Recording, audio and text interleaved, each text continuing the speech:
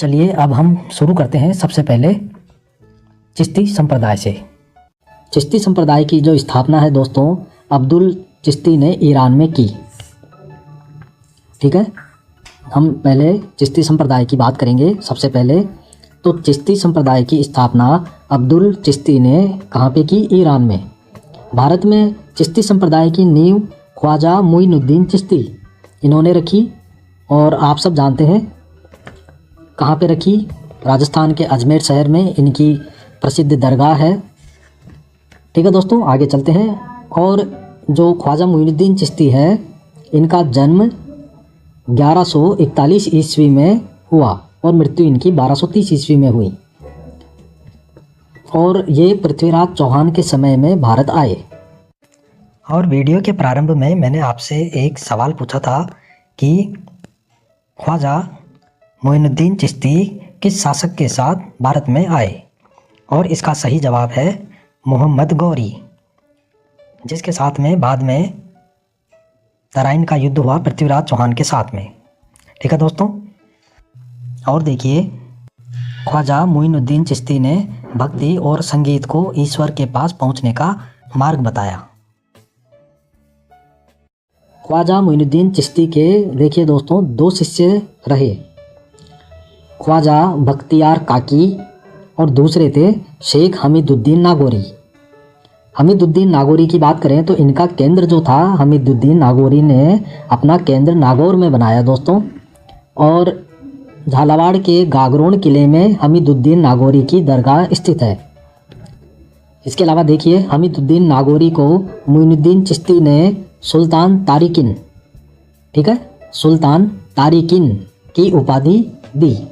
किसने? मुइनुद्दीन चिश्ती ने, अर्थात इनके जो गुरु थे उन्होंने हमीदुद्दीन नागौरी को यह उपाधि दी सुल्तान तारिकिन की। और सुल्तान तारिकिन जो उपाधि है इसका अर्थ दोस्तों कई बार पूछा जाता है, इसका अर्थ होता है सन्यासियों का सुल्तान। और देखिए हमीदुद्दीन नागौरी ने अपना पूरा जीवन किसान के रूप में निकाल दिया। ठीक है, दूसरे जो शिष्य थे ख्वाजा बख्तियार काकी, इनकी बात करते हैं तो इन्होंने अपना केंद्र दिल्ली को बनाया और इनका जो जन्म दोस्तों 1186 ईस्वी में और मृत्यु 1236 ईस्वी में दिल्ली में हुई। और ये इल्तुतमिश के समय आए थे। इल्तुतमिश का जो काल था दोस्तों 1210 से 1236 ईस्वी रहा। इल्तुतमिश के बाद रजिया सुल्तान शासक बनी, ये सब आप जानते हैं।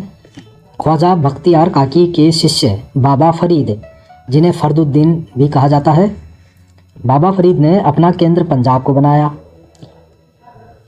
सिखों के गुरु अर्जुन देव ने बाबा फरीद के कुछ पदों अर्थात कुछ दोहों को गुरु ग्रंथ साहिब में लिखवाया। जैसा कि आप सब जानते हैं सिख जो धर्म है इनका जो पवित्र ग्रंथ है गुरु ग्रंथ साहिब, उसमें लिखे गए हैं बाबा फरीद के कुछ दोहे। अच्छा, बाबा फरीद को देखिए, इसके अलावा शेख फरीदुद्दीन गंज ए शंकर भी कहा जाता है। बाबा फरीद के शिष्य देखिए शेख निजामुद्दीन औलिया, और इन्होंने अपना केंद्र दिल्ली को बनाया। 7 सुल्तानों का शासनकाल देखने वाले संत कौन थे दोस्तों? निजामुद्दीन औलिया, परंतु वे किसी सुल्तान के दरबार में नहीं गए। निजामुद्दीन औलिया के समय दिल्ली का सुल्तान गयासुद्दीन तुगलक था।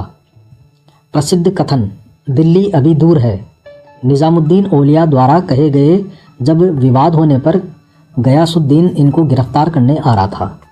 तब इनके कुछ शिष्यों ने कहा कि बाबा आपको पकड़ने के लिए सुल्तान आ रहे हैं, क्या किया जाए? तो इन्होंने बड़ी बेफिक्री से जवाब दिया कि दिल्ली अभी दूर है, और यही कथन इनका काफ़ी प्रसिद्ध रहा। देखिए जब गयासुद्दीन इनको गिरफ्तार करने के लिए जब आ रहा था तो रास्ते में ही एक बड़ा दरवाज़ा गिरने से गयासुद्दीन तुगलक की मृत्यु हो गई। ठीक है, आगे चलते हैं। निजामुद्दीन औलिया के शिष्य अमीर खुसरो थे, इन्होंने 6 सुल्तानों का शासनकाल देखा। इसके अलावा तूती ए हिंद की उपाधि भी अमीर खुसरो को दी गई थी। अमीर खुसरो ने खजाइन उल फुतुह नामक ग्रंथ भी लिखा। अमीर खुसरो को अपने गुरु निजामुद्दीन औलिया से अत्यंत गहरा प्रेम था। कहा जाता है कि निजामुद्दीन औलिया की मृत्यु के अगले दिन ही अमीर खुसरो की भी मृत्यु हो गई।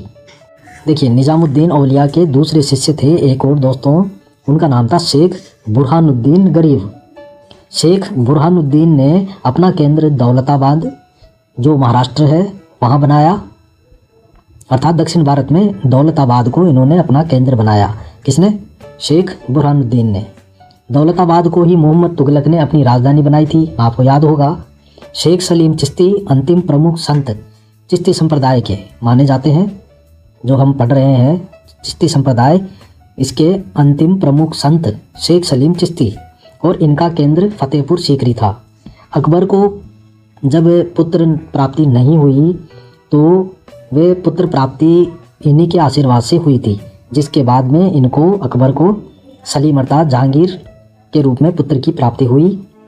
ठीक है दोस्तों, ये आज हमारा पूरा चिश्ती संप्रदाय हो गया। अगली बार हम अगली वीडियो में सोहरावर्दी संप्रदाय की बात करेंगे। उम्मीद है आपको वीडियो अच्छा लगा होगा।